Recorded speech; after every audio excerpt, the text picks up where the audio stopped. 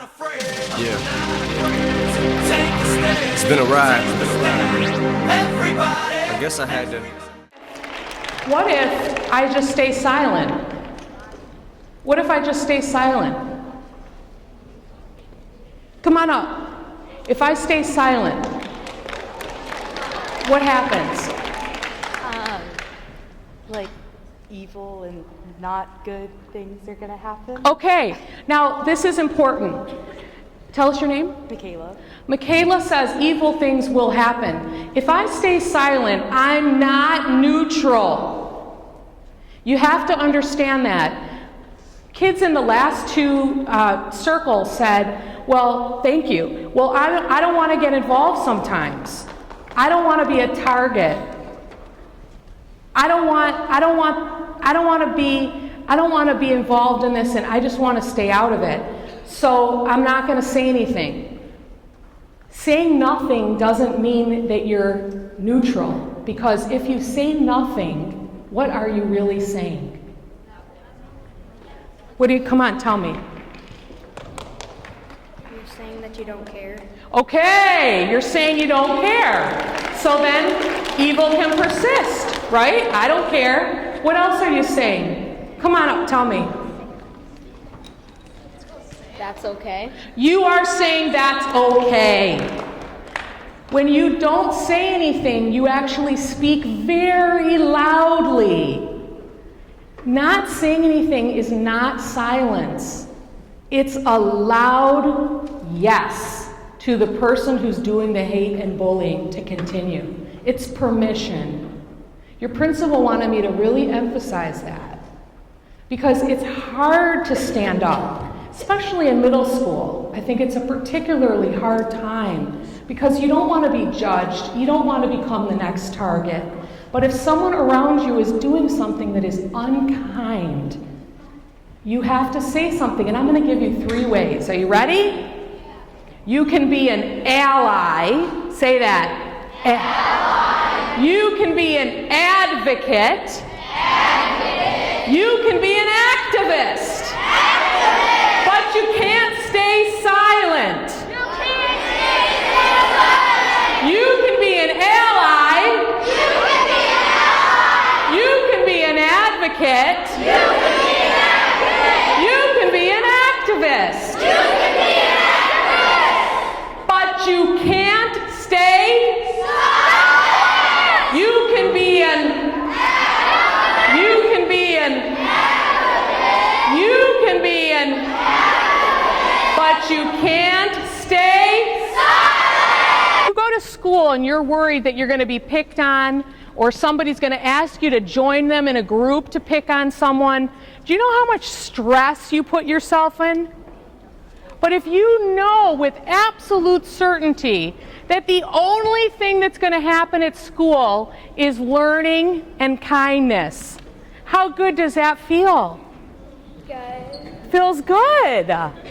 So if you're on board, this is called, as I learned from Miss Martin, this is called the Derby Way. This is the Derby Way. The way of kindness and sharing all that's good around you. Yeah? Okay. So if you go sit down, I just want to review a few things. When you are in your life, wherever you are, in a situation that makes you uncomfortable, you have a lot of choices. You have a lot of power. We started with the word discourage. Is that Jack?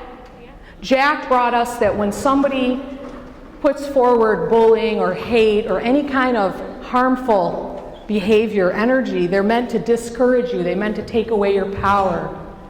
To encourage, to put your power back, you have options. You can be in. You can be in. You can be in.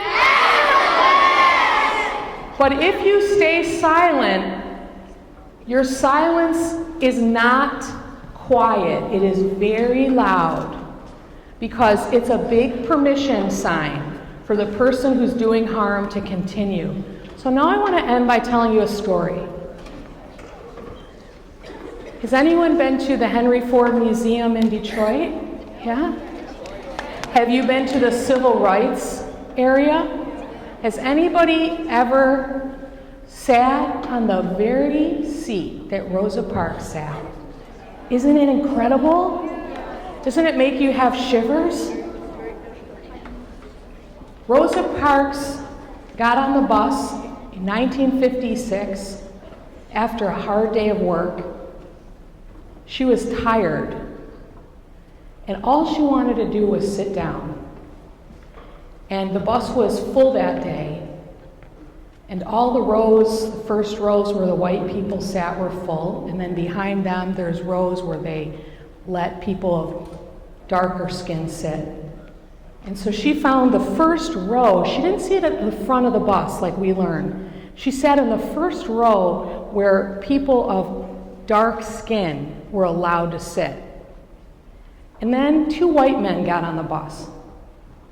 And the bus driver looked at Rosa Parks, who was so tired and had finally sat down after a day of work, and told her to get up. Give your seat to the white men. And she said, no. Now the thing about Rosa Parks is that she was very quiet. She was what we'd call an introvert. Is anybody more of an introvert where you need to be alone sometimes? You need to be alone. Maybe you like to take a walk in nature, be alone in your room, yeah? You really need that alone time. You like people, but you really kind of quiet, think your own thoughts. She was really an introvert, so it was a big, brave thing to do. And the police got on the bus, and they arrested her.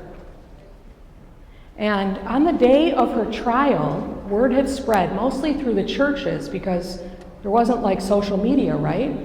One person would tell another. That's the advocacy. That's the activism. They began to organize.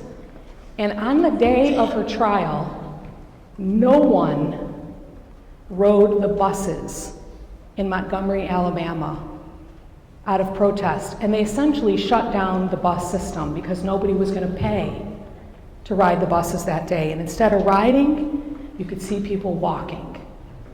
And you know, when you walk in protest, it's called civil disobedience, nonviolent. And what happened is she changed the whole world for the better. After she took the lead, Martin Luther King took the lead. And you now are being asked to take the lead. You're being asked to do it at home, in school, and I'm going to even give you this huge mission in life. You have to make the world a better place. I'm not afraid. Yeah. It's been a ride. I guess I had to go to that place.